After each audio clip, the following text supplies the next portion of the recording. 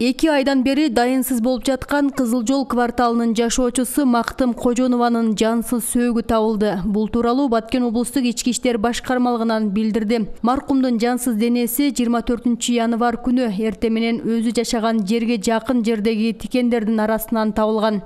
Анын сөөгү тиешелүү кызматкерлер тарабынан облустук ооруканага экспертизага жөнөтүлгөн. Учурда экспертиза иштери улантылып жатат деп айтылат маалыматта. Ал эми Мактым Кожонованын сөөгү 24 январ күнү 16:00 жерге берилди. Маркумдун артында жолдошу 6 баласы 3 небереси калды. Белгилей кетсек, өткөн жылдын 23 ноябрь күнү Баткен шаарынын Кызыл Жол кварталынын 45 жаштагы тургуну Мактым Кожонова үйүнөн чыгып кеткен бойдон кайтып келген эмес.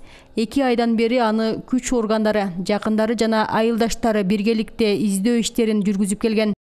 2021 жылдын 24 январ күнү издөөдө жүргөн Мактым Кожонованын жансыз денеси өзү жашап жаткан ошол Кызыл Жол кварталынан өзүнүн үйүнөн 200 метр алыстыкта жайгашкан тикен бүлдүркөн тикендин арасынан табылган. Ошол Мактым Кожонованын денесине бүгүнкү күндө соттук медициналык экспертиза дайындалып, бул боюнча дагы кошумча маалымат беребиз.